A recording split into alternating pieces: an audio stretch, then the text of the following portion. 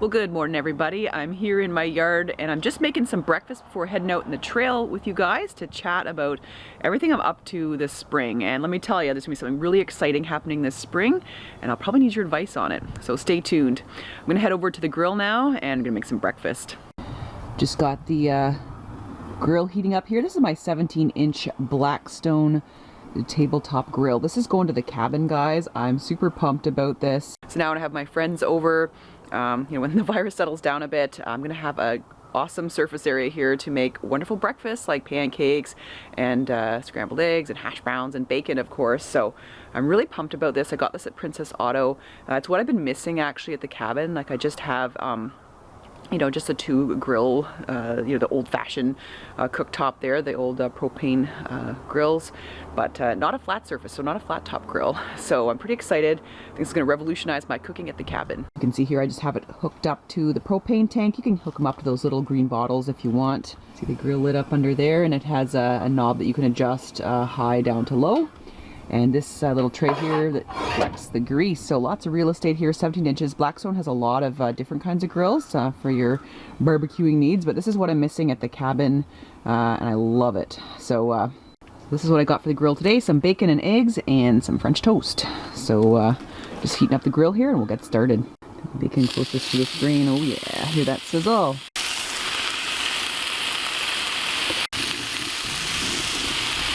Oh, it smells so good.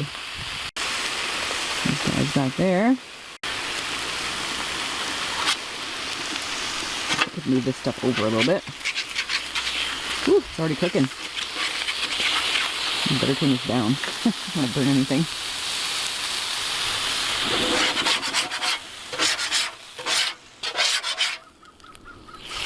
There you go. And I seasoned this grill so it is perfect for cooking. Alright, let's put the eggs right here. It's kind of a windy day today. I'm in a little sheltered area here behind my garage. I'm going to blow out the flames, but this grill is hot. I love cast iron grill tops. Nothing beats them. Love cast iron cooking, and it's great that I found one here in a flat top. All right, we're all done. Everything's done to perfection. Nothing is really greasy. The grease drained off really well. Ooh, this looks good. All the grease is in there. Put some maple syrup on top and go eat our breakfast. Oh yeah. Well, I'm gonna go eat this inside and then I'll meet you guys back on the trail. Nothing like a good meal to get a great start to the day. Just walking in the forest now, and I'm pretty excited about spring. Things are thawing nicely, and not too long from now I'm going to be out here looking for ramps and fiddleheads, of course. So I'm pretty excited about that. Now is the time as things start to melt to kind of scout out your areas for foraging, and just check out your GPS, make sure you've got all your coordinates down so you're ready for the foraging season. Looks like the woodpeckers have been really busy here.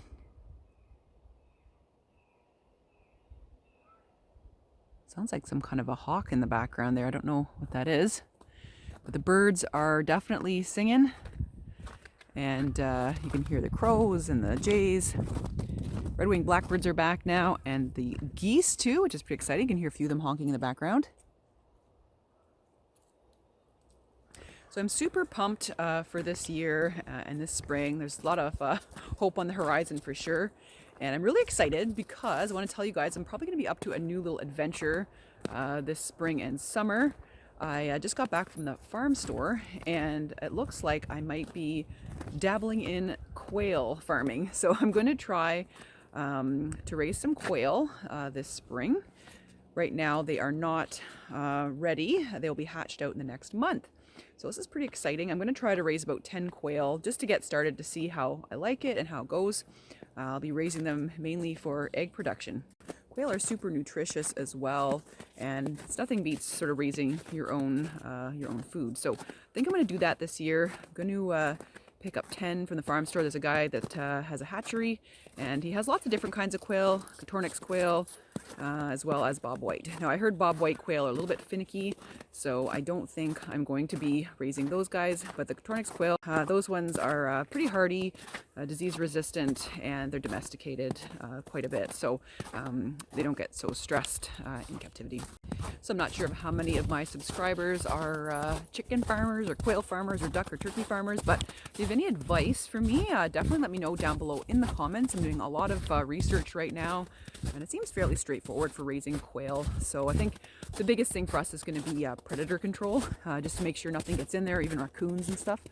I'm getting Royce used to the sounds of what they make, the quail that is, and they're pretty quiet actually. So a lot of people will use them even in areas where chickens aren't allowed to be kept as a backyard flock. The quail, they're fairly quiet. They only kind of coo in the morning and at nighttime, and of course if you have the males, they're a lot louder, but they're actually fairly quiet, so shouldn't be too much of an issue. So yeah, if you guys have any tips or advice, let me know down below.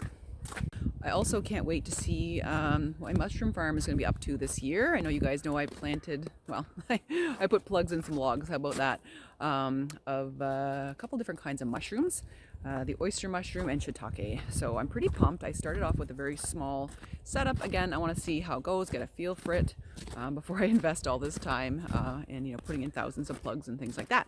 So that'll be great. You know, the shiitake and the oyster mushrooms, they're very, very easy to cultivate, entry-level mushroom farmer kind of mushrooms. So I'm hoping this year we'll get a bit of production, maybe spring, maybe fall, I don't know. So we'll find out. Right now my logs are still covered in a lot of snow. So hopefully we get a rainy spring, and the mycelium is growing well in those logs. I used fresh maple for that, so we'll find out. Pretty excited. It's really nice, let me tell you, to see some of the ground around the trees opening up. And you know what that time of year is, guys?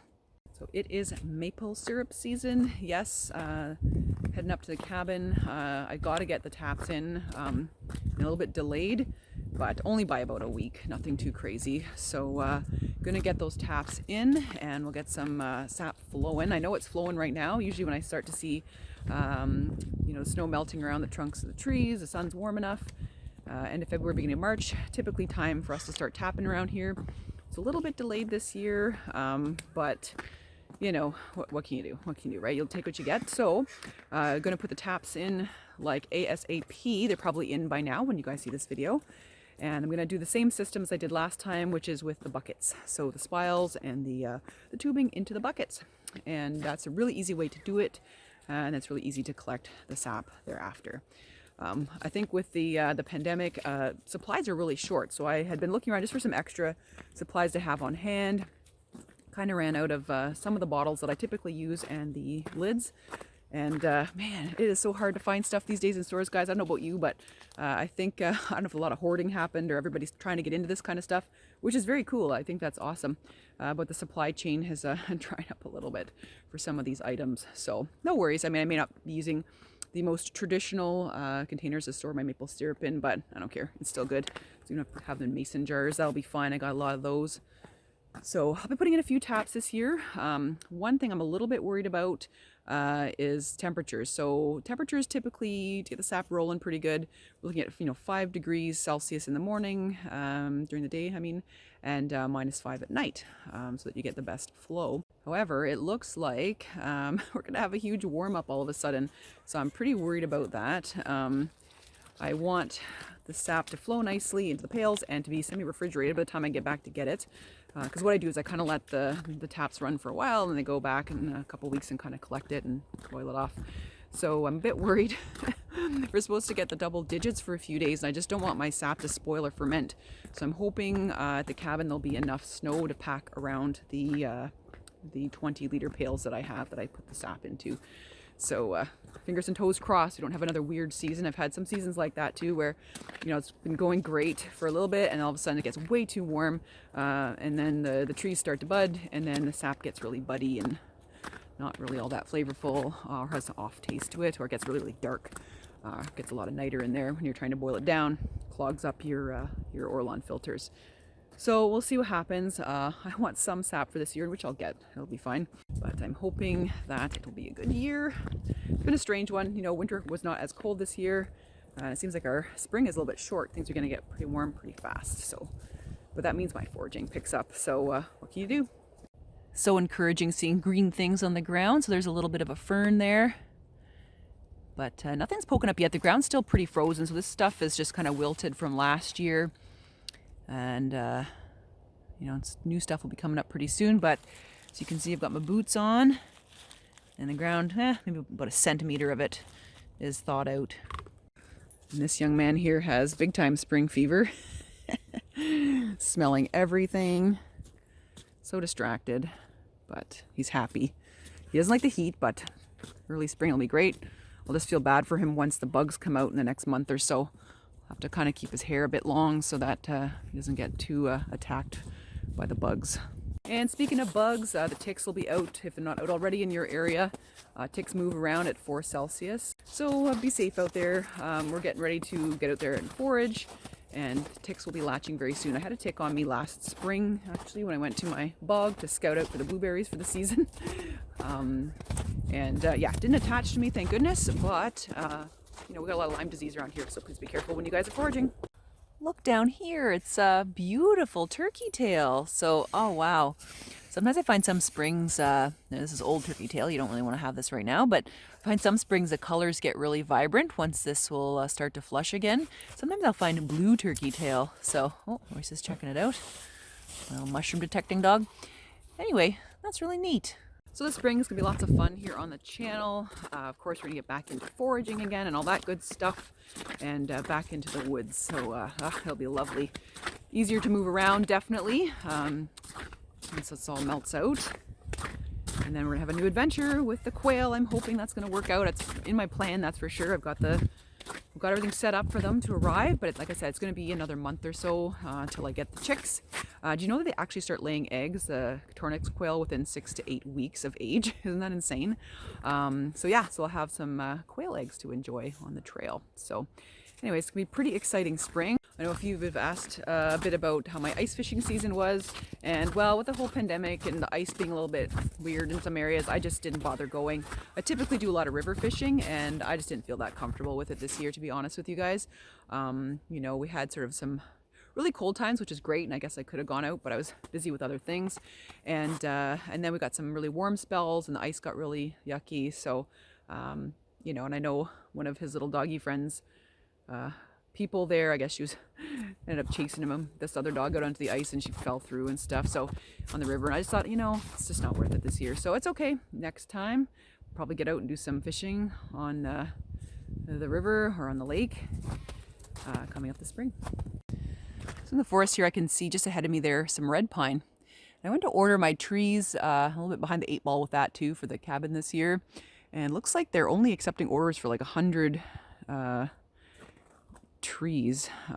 Like basically you have to buy the trees and bare root stock of 100 per order at minimum, of one variety. So that's a little bit extreme. So I'm gonna have to call them and sort of see what's up. It seems like online I can't even place my order without having multiples of 100, which is like way too much for me.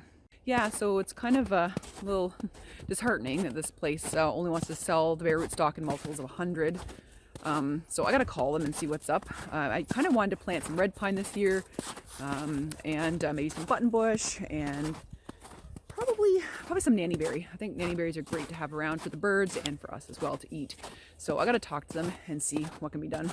It seems to favor more larger commercial operations for, you know, buying multiples of 100 trees, not sort of the smaller acreage owners like myself. So I'll have to see what's going on and keep you guys in the loop. We'll take a look over here. There's a really large white paper birch. And I don't know if you guys know this, but you can actually tap birch as well. So I may actually tap a couple birch. We'll see how it goes.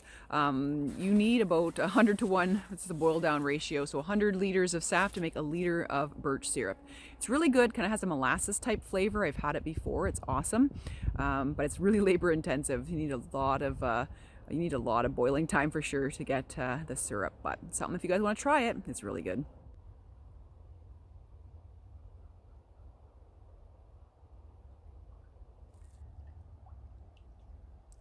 Speaking of birch, here's a yellow birch. This one is very tasty this time of year. I like to take just the little twigs at the end of the branches and make a lovely tea out of them. It tastes like wintergreen. Wintergreeny, very good. So yeah, this makes an excellent tea. I made a video on this many years ago on the channel, so you can check it out. Well, take a look at that. Take a look at this log. This is covered in these little balls, and what those are old puffballs. So isn't that neat? They're working on decomposing the wood.